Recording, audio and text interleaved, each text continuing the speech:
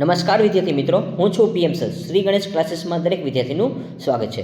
વિદ્યાર્થી મિત્રો, આજે આપણે એમકોમ સેમ 4 અને હા, જેના ફાઇનાન્શિયલ અકાઉન્ટિંગ મેનેજરના જે પેપર છે તેના માટે આપણે વાત કરવાની છે. 28 માર્ચે જે તમારું પેપર છે. તો વિદ્યાર્થી મિત્રો, આ આપણો પાર્ટ 3નો વિડીયો છે. જે વિદ્યાર્થી મિત્રોએ પાર્ટ 1 ને પાર્ટ 2નો વિડીયો ન જોયો હોય તો ફટાફટ ડિસ્ક્રિપ્શન બોક્સમાં જજો અને તેમાંથી તમે પાર્ટ 1 ને પાર્ટ 2નો બંનેના વિડીયો જોઈ લો. અને વિદ્યાર્થી મિત્રો, આજે હું તમને સમ આપું છું. તેના જેવા પ્રેક્ટિસ માટેના સમ તમારે જો જોતા હોય તો ટેલિગ્રામ ચેનલમાં તમે જોડાઈ જજો. તેમાંથી તમને જોવા મળશે અને તેમાં હું એક પીડીએફ આપીશ. એ પીડીએફ તમારે સેમ આ જ દાખલા છે, કાં તો રકમ અડધી હશે કાં તો રકમ છે એ ડબલ કરેલી હશે. તો એની મેક્સિમમ તમે પ્રેક્ટિસ કરો વિદ્યાર્થી મિત્રો, હું જે તમને સમ આપું છું એ. અને હા વિદ્યાર્થી મિત્રો, આ ક્વેશ્ચન એવી રીતે તમને આપીએ છીએ કે જે ચેપ્ટર મુજબ કે તમારે કઈ રીતે પ્રિપેરેશન કરવું લાસ્ટ ટાઈમમાં. તો વિડીયોની શરૂઆત કરીએ તો આ એવા ક્વેશ્ચન છે કે જે દર વર્ષે વિદ્યાર્થીઓ ભરોસો રાખીને જાય છે અને તે લોકોને સારા માર્ક્સ પણ આવે છે. આપણે ટ્રેક રેકોર્ડ પણ છે કે કોઈને એવું કદાચ એવું થતું હશે કે આ ચેનલના આઈએમપી આપે છે અને હું કેમ તૈયાર કરું, અને મારે નથી કરવા તો નહીં કરવાના. પણ જેને ભરોસો છે, કેમ કે અહીં વિદ્યાર્થીઓનો ભરોસો છે કે તે જાતે જ કહે છે કે સૌરાષ્ટ્ર યુનિવર્સિટી નંબર 1 ચેનલ હોય તો એમાં દર વખતે આપણે આઈએમપી આપીએ છીએ.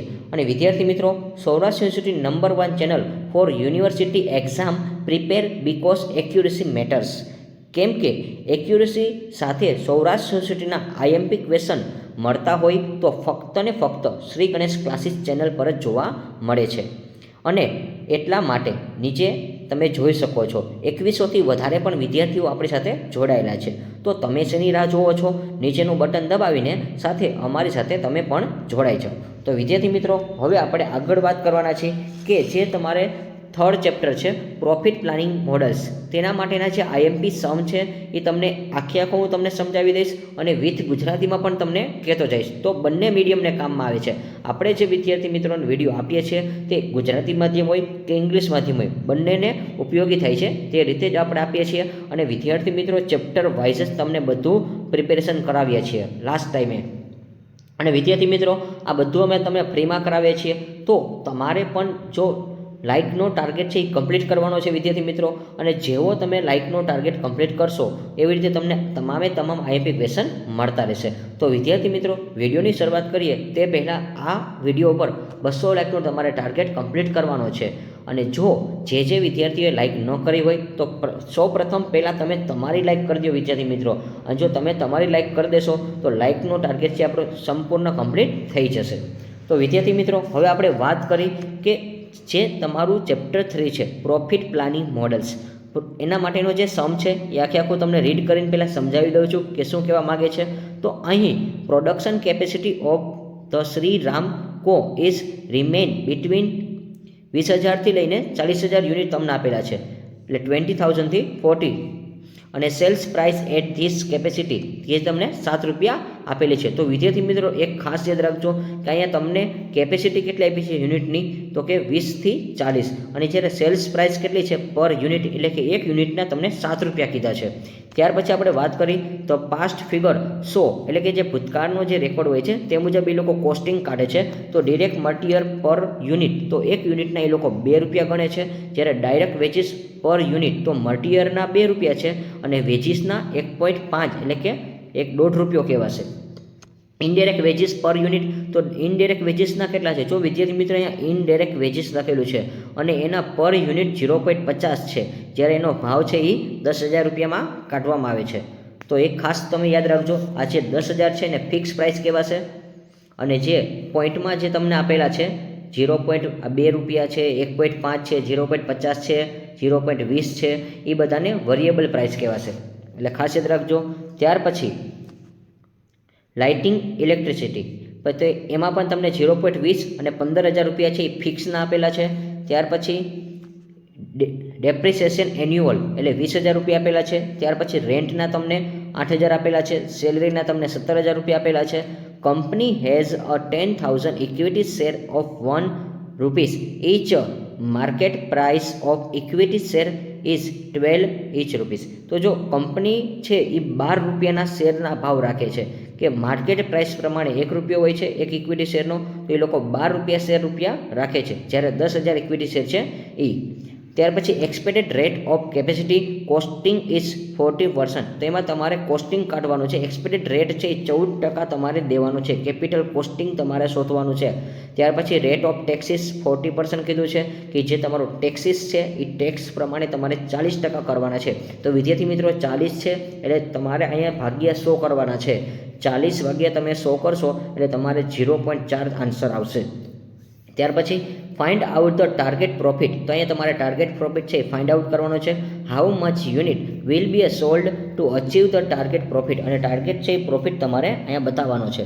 તો વિદ્યાર્થી મિત્રો સેમ એ જ વસ્તુ તમને પહેલાં ગુજરાતીમાં પણ કહી દઉં કે એ જ રકમ આપણે ગુજરાતીમાં સમજી લઈ. શ્રી રામ કંપની ઉત્પાદન ક્ષમતા, જેની ઉત્પાદન ક્ષમતા કેટલી છે 20,000 લઈને 40,000 યુનિટ વચ્ચે રહેલી છે, અને આ ક્ષમતા પર વેચાણ કિંમત પ્રતિ યુનિટ 7 રૂપિયા છે. તો વિદ્યાર્થી મિત્રો જો અહીંયા વેચાણની કિંમત કેટલી કીધી છે 7, અને વેચાણને અંગ્રેજીમાં કહેવાશે સેલ્સ પ્રાઇસ. તો સેલ્સ પ્રાઇસ તમને 7 રૂપિયા આપેલી છે. ત્યાર પછી પાછલો આંકડો નીચે મુજબ ખર્ચ દર્શાવે છે કે જે ભૂતકાળના આંકડા હોય છે તે મુજબ.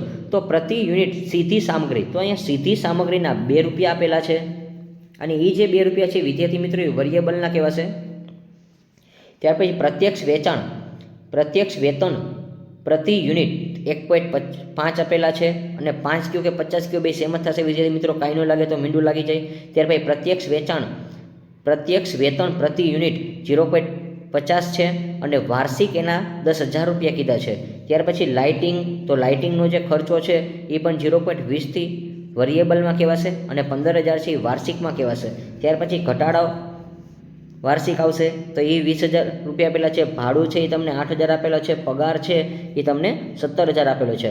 કંપની પાસે 1 રૂપિયાના 10,000 ઇક્વિટી શેર છે. જો કંપની પાસે 1 રૂપિયાનો શેર લીધો હતો અને એવા એની પાસે 10,000 છે, પણ ઇક્વિટી શેરના બજાર ભાવે એના 12 રૂપિયા થઈ જાય છે. તો વિદ્યાર્થી મિત્રો ખાસ યાદ રાખજો, જ્યારે કંપનીએ લીધો હતો એ ત્યારે 1 રૂપિયાનો હતો, પરંતુ બજાર ભાવ અત્યારે વેચવા જાય તો એને 12 રૂપિયા મળે છે.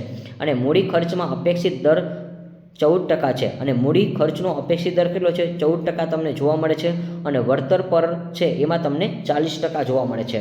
અને જો વળતર પર જે કર હોય છે 40% હોય છે, એટલે તમારે એને ભાગ્યા 100 કરવાના છે.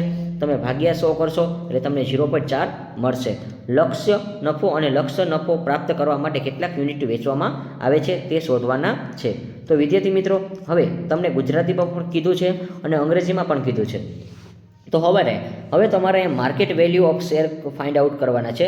તો માર્કેટ વેલ્યુ છે એટલે કે તમને હવે વિદ્યાર્થી મિત્રો એટલું તો ઇંગ્લિશ આવડતું જ હોય છે કે માર્કેટને આપણે શું કહેવાય છે ગુજરાતીમાં. તો માર્કેટ વેલ્યુ છે એ તમારે કઈ રીતે શોધવાની છે, તો 10,000 ગુણ્યા તમારે 12 કરવાના છે. કારણ કે માર્કેટ વેલ્યુ પ્રમાણે જો આપણે શેરની કિંમત જોઈ તો માર્કેટમાં શેરની કિંમત કેટલી છે બજાર ભાવ 12 રૂપિયા છે, અને જ્યારે 10 રૂપિયા છે એ આપણા શેર છે, 10,000 છે આપણી પાસે ઇક્વિટી શેર છે. તો ઇક્વિટી શેર અને 12 રૂપિયા છે એ બંનેનો તમારે ગુણાકાર કરવાનો છે વિદ્યાર્થી મિત્રો, એટલે તમને 1,20,000 મળશે. ત્યાર પછી ટાર્ગેટ પ્રોફિટ, તો ટાર્ગેટ પ્રોફિટ છે એ તમારે શોધવું હોય તો એના ઉપર તમારે 14% કરવાના છે વિદ્યાર્થી મિત્રો. તો એ પણ 14% જો તમને અહીંયા આપેલા જ છે. અહીંયા કીધું છે મૂડી ખર્ચનો અપેક્ષિત દર કેટલો છે 40% છે, એટલે 14% તમને અહીંયા આપેલો છે. તો 2 સ્ટેપ વિદ્યાર્થી મિત્રો આશા રાખું છું કે તમને હવે કમ્પ્લીટલી સમજાઈ ગયા હશે. તે પછી આપણે એક સેન્ટેન્સ લખ્યું છે ટુ ગીવ, એટલે આપવાનું છે 16,800 રૂપિયા એઝ ડિવિડન્ડ. હવે એના ઉપર તમારે ડિવિડન્ડ આપવાનું છે કોને, તો કે શેર હોલ્ડરને. કંપની હેઝ ટુ અર્ન, કંપનીએ જે પ્રોફિટ કર્યો હોય પણ ટેક્સ પહેલાંનો બિફોર ટેક્સ અંડર, કે જે ટેક્સ કર્યો છે અર્નિંગ કરેલું છે, અર્નિંગ એટલે જે કમાણી હોય છે એના પહેલાંનું તમારે એના ઉપરથી શું કરવાનું છે profit before tax find out કરવાનો છે. તો પહેલાંનો હોય ને એવો, તો એના માટે એક ફોર્મ્યુલા છે પ્રોફિટ આફ્ટર ટેક્સ, કે પ્રોફિટ પછીનો ટેક્સ. તો પ્રોફિટ પછીનો ટેક્સ એટલે 16,800 જે તમને ટાર્ગેટ પ્રોફિટ મળ્યો છે એ લેવાનો છે. એમાં તમારે 1 રૂપિયા ધારવાના છે. એકમાંથી તમારો રેટ ઓફ ટેક્સ જો અહીંયા બતાવેલું છે 40 છે, એના ભાગ્યા 100 કરવાના છે, કારણ કે 40% હતું એને ભાગ્યા 100, 0.4 તમને ઉપર મળી ગયા છે, એટલે તમારે 0.4 એ રીતે ફાઇન્ડ આઉટ કરવાના છે. અને તમારે પછી ડિવિઝન કરવાનું છે 16,800 ભાગ્યા 0.6, 16,800 ભાગ્યા 0.6 કરશો એટલે 28,000 તમને એના ઉપરથી પ્રોફિટ બિફોર ટેક્સ મળી જશે.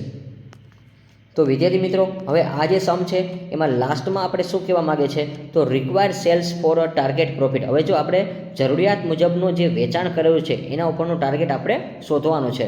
તો સેલ પ્રાઇસ, તો વિદ્યાર્થી મિત્રો સેલ્સ પ્રાઇસ ઓલરેડી મેં તમને કીધું હતું કે સૌપ્રથમ તમને આપેલી છે, અને વેરિયેબલ પ્રાઇસ એ પણ તમને જો અહીં કાઉન્સમાં લખેલી છે 2, 1.50, 0.50 અને 0.20. તો આ બધા પૈસાની ગણતરી જો તમને ઉપર બતાવી દઉં છું વિદ્યાર્થી મિત્રો કે કઈ રીતે આવે છે.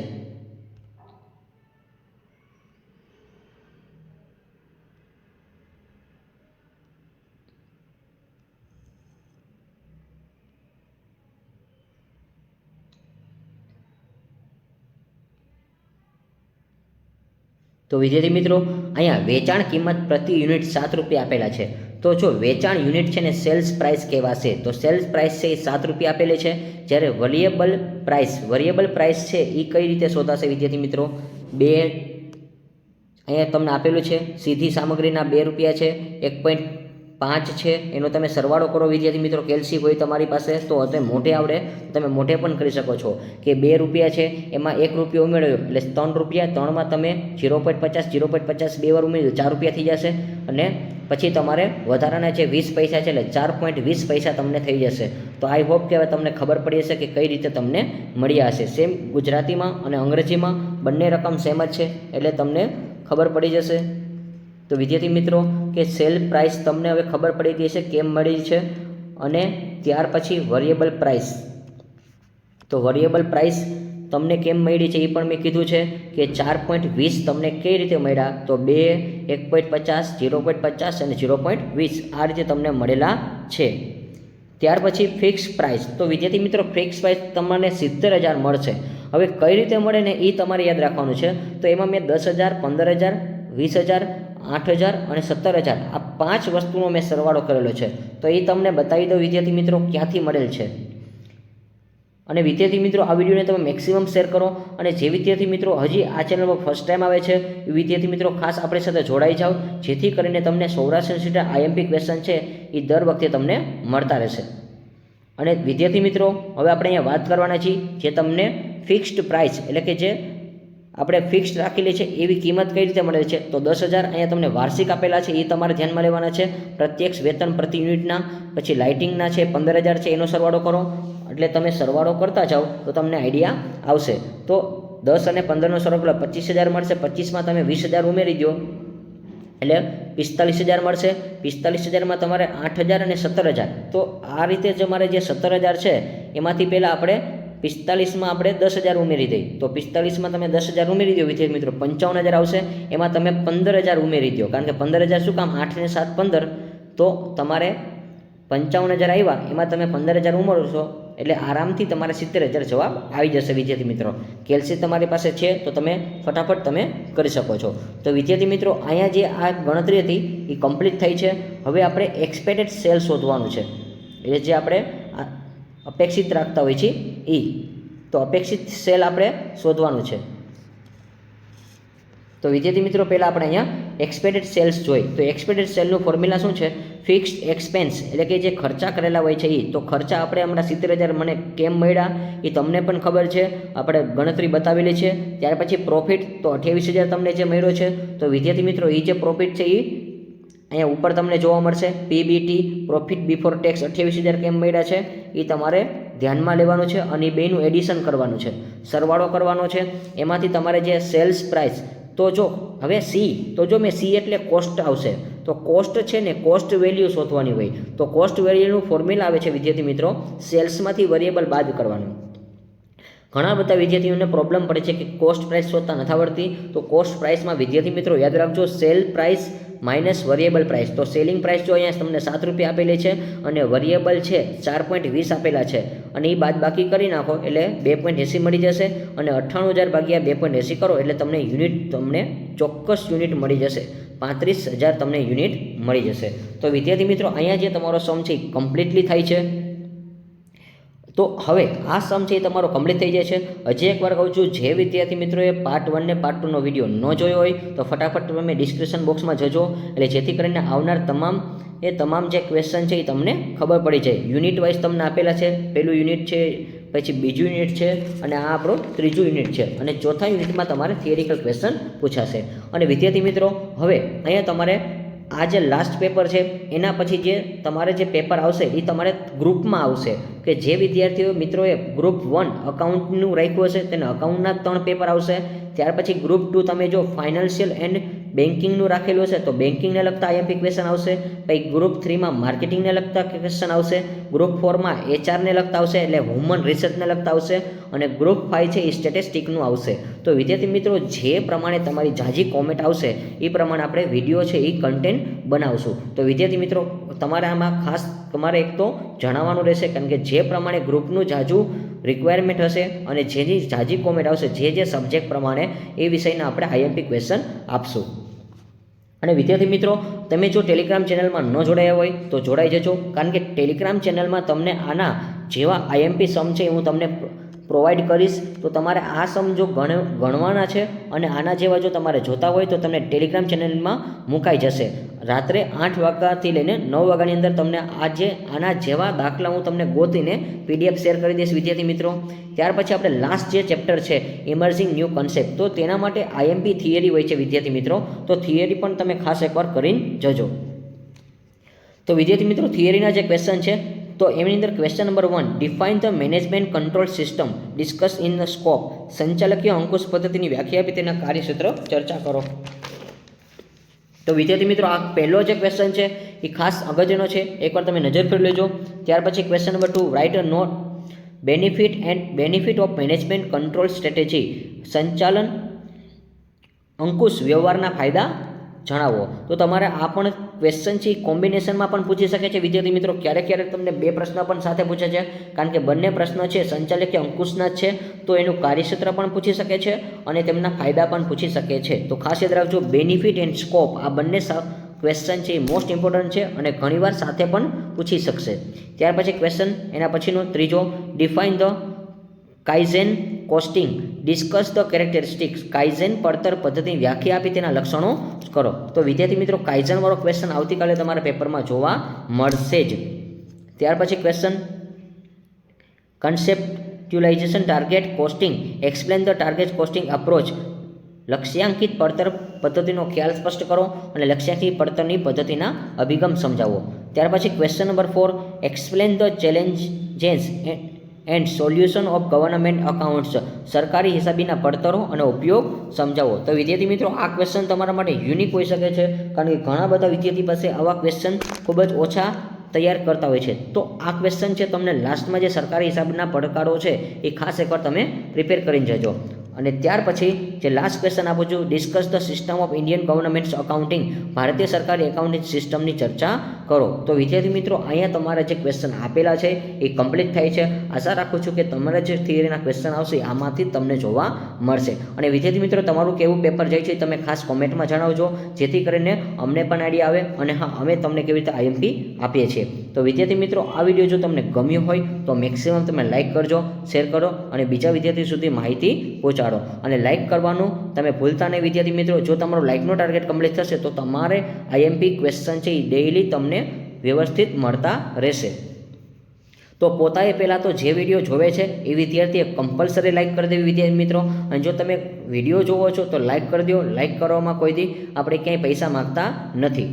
તો ખાસ વિદ્યાર્થી મિત્રો, લાઇકનો ટાર્ગેટ તમારે કમ્પ્લીટ કરવાનો છે, એટલે તમારે આઈએમપી ક્વેશ્ચન છે એ તમને ફટાફટ તમને મળી રહેશે. Like this video, share this video, follow with Sri Ganesh classes.